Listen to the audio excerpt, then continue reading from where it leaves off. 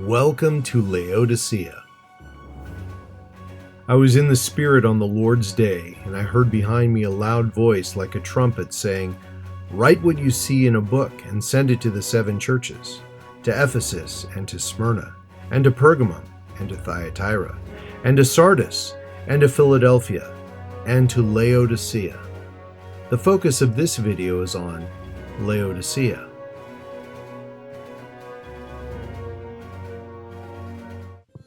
Laodicea, the modern name being Eski-Hisar, or Old Fortress, lies 45 miles southeast of Philadelphia, 6 miles south of Heropolis, and 10 miles north of Colossi. It's directly east from Ephesus, 100 miles away, located in the Lycus Valley near the Lycus River. It sits on a plateau 800 feet high, a fertile region that added to the wealth of this city in the ancient times.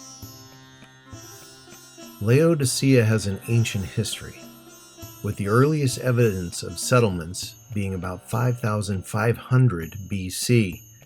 The historian Pliny writes that the village was called Diospolis by the ancient Anatolians, which means city of Zeus.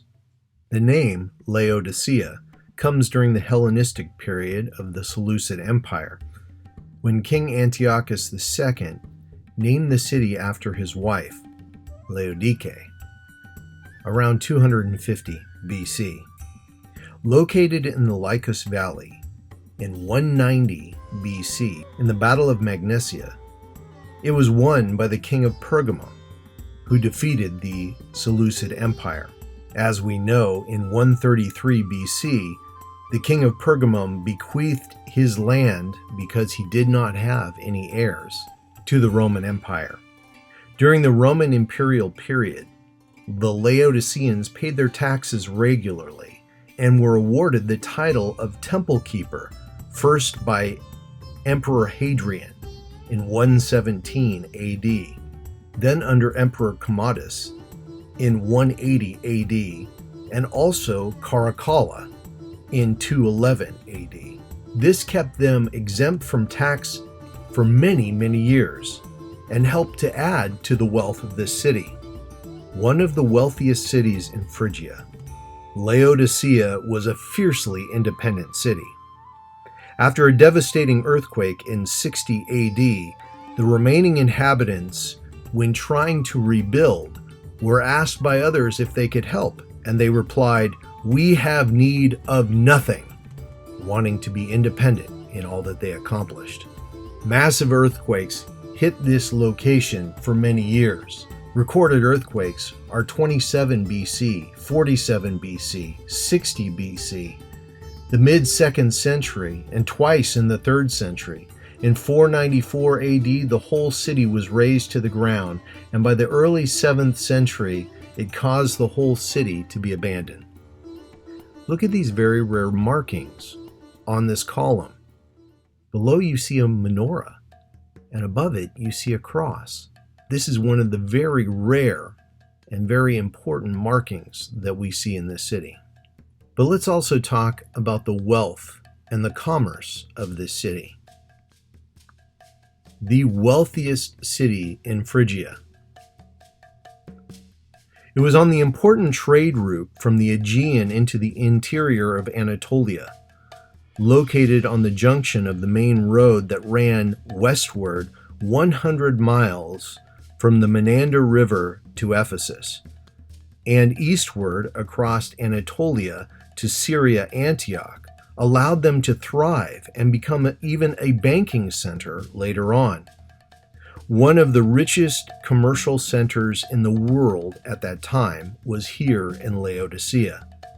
Noted for clothing woven in glossy black wool, this was highly prized and in much demand, as it brought much fame to this region. A tunic called a trimita was made in Laodicea, meaning 3 knits or 3 colors, and it was famous all throughout the empire. it became a source of fashion for the rest of the empire. Greatly advancing in sports and art and culture and commerce during the Roman rule, Laodicea became the home of skeptic philosopher Antiochus and also Theodos. Medical training was very important here. They had a widely known medical school, a Heropolis medical school here, with famous teachers like Zexius and Alexander. They produced spiced nard for the ears and were very famous for their eye salve that was made from Phrygian powder mixed with oil, sought after by many people throughout the empire. There are markings that indicate that one merchant would travel all the way to Laodicea and could be found as far away as France, bringing very rare and valuable items to this area. The city lay on a grid that had parallel streets intersecting at right angles, encompassing many monuments such as the biggest stadium in Anatolia, 2 theaters, 4 baths, 5 agoras, 5 fountains, 2 city gates, a senate house, temples, churches, and monumental streets. The city is also surrounded with a necropolis, which means a city of the dead. This is the place where many people were buried. It was extensive and elaborate burial places. This was a rich and wealthy place, put right in the crossroads connecting east and west in the southernmost part of the 7 churches. Look for a second at the wealthy Roman house.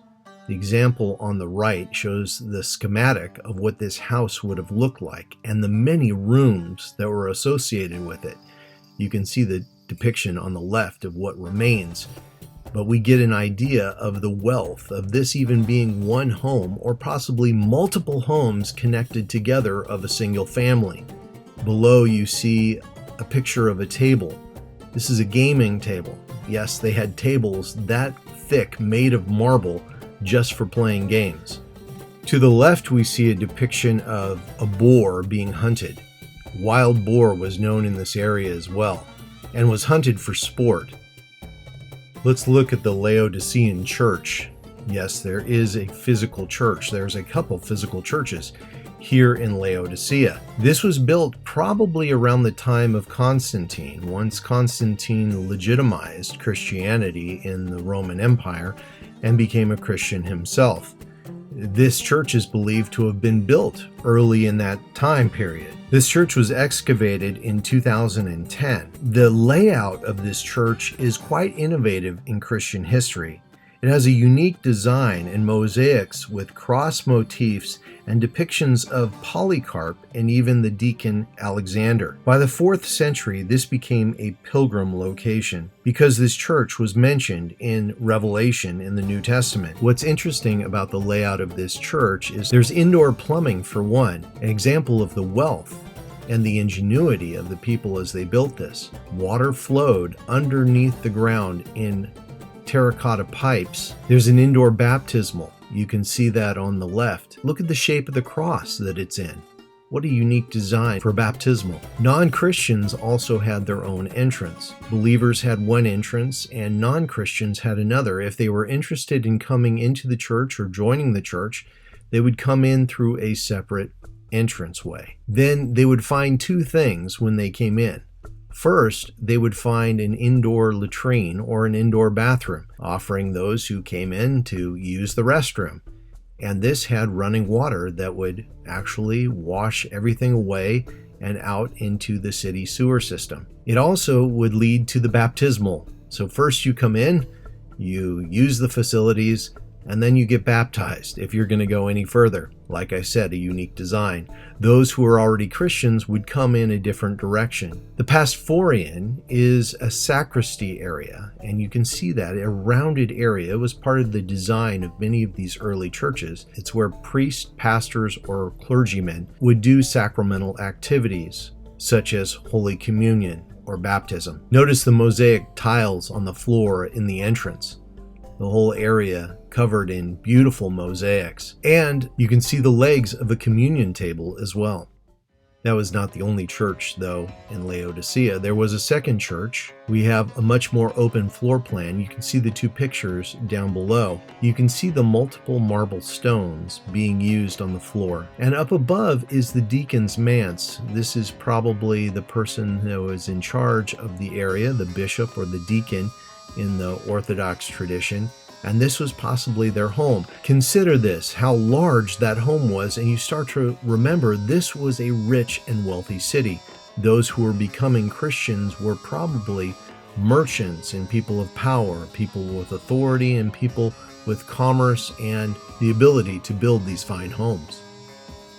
A council happened at Laodicea around 343 to 381 AD. And in this council, they wrote up the rules about being a Christian and serving or worshiping in Laodicea. This list of 60 rules includes the books of the Bible that they found to be canonical. Well, what are some interesting things that they include here for Christians to do? Particularly those who are clergymen. Clergymen are invited to a love feast, shall carry nothing away with them. This would bring his order to shame. Beds shall not be set up in the church, nor shall love feast be held there. Love feast being a large potluck, basically, for the church. So no having potlucks inside the church. Look at 29. A Christian shall not stop work on the Sabbath, but on the Lord's Day. A distinction between those who are Jews and those who are Christians in this time. The Christian church is not all that we see in Laodicea because there was an ancient history of worshiping many gods in this city. One particular temple of interest is a temple that is dedicated to Apollo and Artemis, Aphrodite, and to the imperial cult or worship of the emperor as a god. You can see the columns where you would enter into the temple itself, looking out into the distance where the city Heropolis would be, towards that cloud line that you see on the left-hand side below. In the very center, it's walking up to those columns and turning around and looking back out, and you see the rest of the city of Laodicea. Walking up the steps and beyond the entrance, you come to this new glass construction that allows us to see uniquely into the sub-basement of the temple. This has many artifacts. You can see one of them at the top. This is a column dedicated to Artemis, showing many of the symbols of worship to her. Looking to the right, this is a stone that has praises to the emperor, worshiping him as a god, a symbol of the imperial cult that was there. Being a temple keeper of the imperial cult allowed them much taxation exemption for many years and was very prestigious, as many people would travel far and wide to come and worship the emperor in this place. Nothing helps us to understand Laodicea and Christ's words to the church in Laodicea than to understand its waterways. Let's talk about this for a moment. Founded and built on a crossroads for commerce and trade, little thought was given to resources, however, when it came to Laodicea. That's why we need to talk about the waterways that came to Laodicea. There was, as we can see, great wealth within the city, the ability to have indoor plumbing. The example that we see that was part of the church, the terracotta pipes that carried water to and fro. There was also 2-foot diameter pipes of terracotta that brought fresh water into the city. We see that example on the lower left-hand picture, now filled with dirt and debris, but that would bring fresh water. Above, we see an example where you see 3 circles.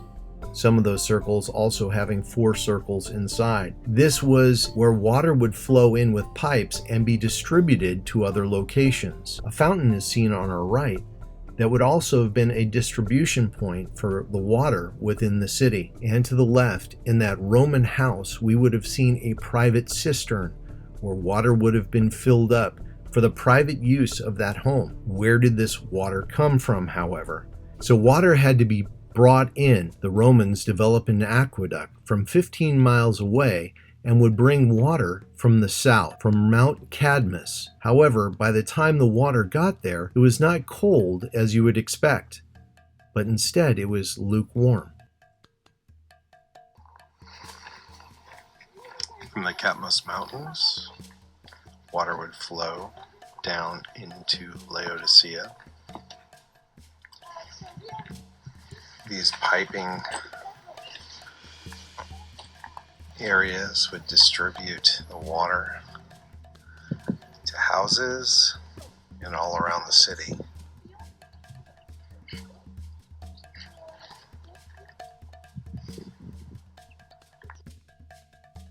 To understand the discussion of water in Laodicea, we have to examine two other cities that were nearby, Heropolis and Colossi, especially when we're talking about water, because each one of these had a special condition with water. Let's talk about Heropolis first, and then we'll look at Colossi. 6 miles to the north of Laodicea is the city of Heropolis. Being almost a mile long, we can see Heropolis at the edge of the foothills of these mountains. Notice the travertine cliffs. This is an important element of Heropolis. Heropolis is known for its natural hot springs, and this travertine is one of the highest commodities of Heropolis, sent throughout the world even today, but in that ancient time was a great source of building material. Heropolis means holy city. It was originally a Phrygian cult center in the worship of the goddess of Anatolia, the Mother Earth. Her name was Sibyl, and later it became a Greek city. These remarkable hot springs were discovered in around the 2nd century BC, and people have come to live and to die there for many centuries. Looking at these natural hot springs and the travertine limestone, you can see how high the buildup is and the springs and the water that would flow down this. The minerals from the hot springs build up this travertine. To this day, this is a destination point for many people to enjoy the hot springs and to see this fantastic sight. Pamukkale is the word in Turkish today, which means cotton palace for the travertine that is there. You can see the hot springs as the water overflows from them and down the hill. Look behind us in the picture. This is why it's called the Cotton Palace. It looks like cotton, is a hard yet smooth surface, often used in houses today as a replacement for granite. The water here is warm, having come from the hot springs, and gently cools as it goes down the hillside. Off into the distance on the left-hand side, you would see Laodicea, just out of sight. Here is Heropolis proper, 1 mile in length, with baths and gymnasiums, theaters and agoras, a temple to Apollo, to Pluto, and to the Tritons, and also a memorial still to this day of the martyrdom of the Apostle Philip. That's correct. It's believed that Philip the Apostle went with Bartholomew all the way into Greece and Phrygia and Syria, preaching the gospel of Jesus Christ. Here he shared the gospel, and it is said that he even shared it with the proconsul's wife, and she became a Christian, enraging the proconsul there, who crucified both Bartholomew and Philip upside down. But from the cross, Philip continued to preach the gospel, and eventually people took Bartholomew down. Philip, not dying upon that cross, was then taken down and beheaded.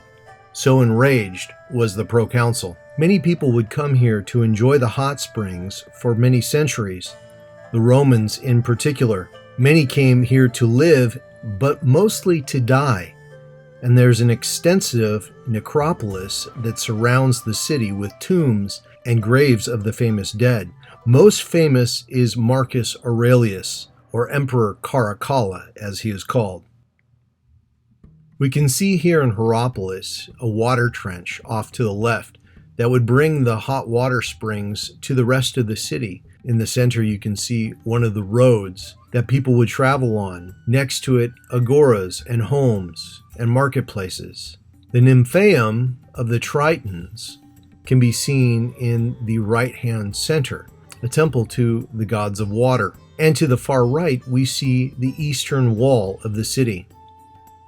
Notice this example of an ancient grinding stone, this remarkable find showing us where people would grind up grain. Two people pushing each side would roll these stones around to crush the grain to be used as flour. In the center is a beautiful hot springs. Pilgrims would come from all over to enjoy these medicinal benefits. To the right is a Roman bathhouse.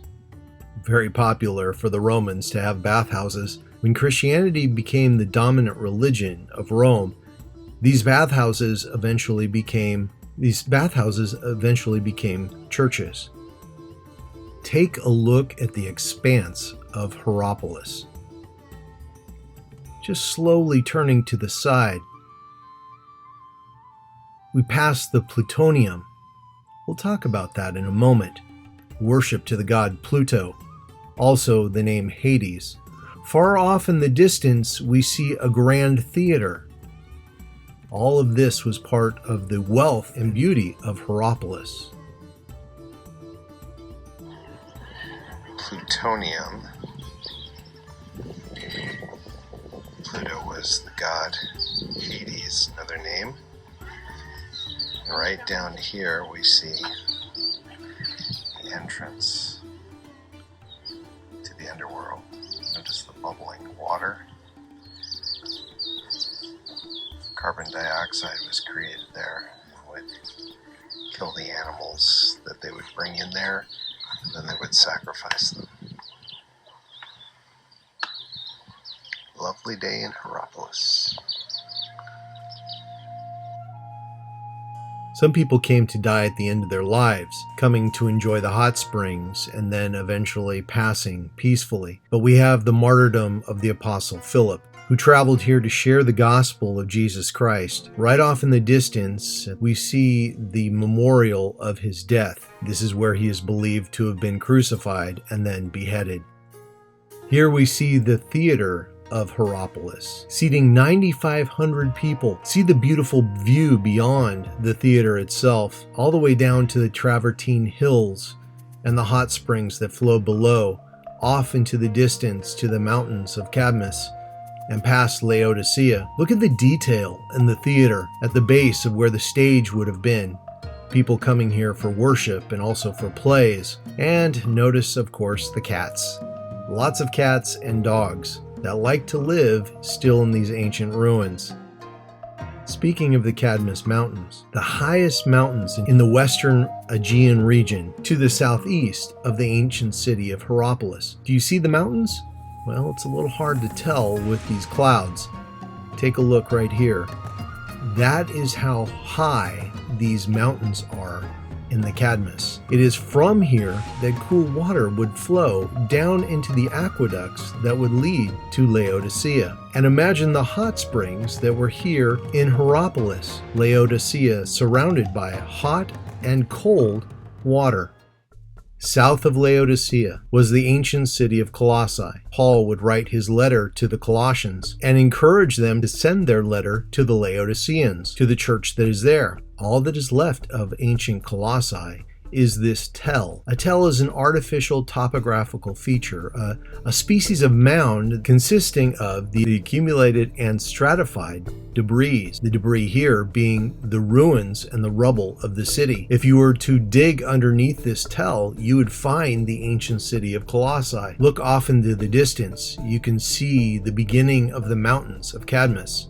8,000 feet high, this is where the spring waters would come and flow down into the city. Cool and refreshing with a high mineral content. Colossae was known for its cool spring water. An aqueduct was built by the Romans that brought this water to the city of Laodicea beyond Colossae. High in mineral content, by the time it traveled from here to Laodicea, that mineral content had turned the water lukewarm and really unpleasant. Think of all of these things when we consider Laodicea for a moment. It was rich and independent, wanting no help even after an earthquake. Salves for eyes were made at the medical school. there and famous throughout the region. Hot water to the north, cold water to the south. But when it came to them, it was lukewarm.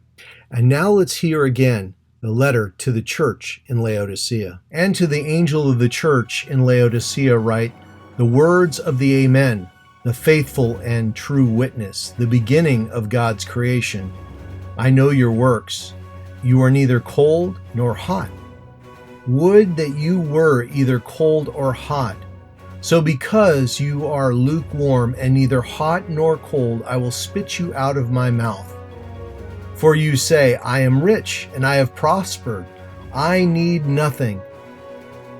Not realizing that you are wretched, pitiable, poor, blind, and naked.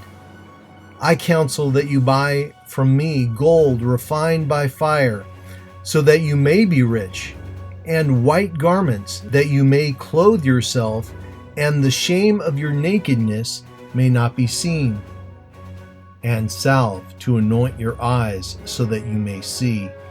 Those whom I love I reprove and discipline. So be zealous and repent. Behold, I stand at the door and knock. If anyone hears my voice and opens the door, I will come in to him and eat with him, and he with me. The one who conquers, I will grant him to sit with me on my throne, as I also conquered and sat down with my Father on his throne. He who has an ear, let him hear what the Spirit says to the churches.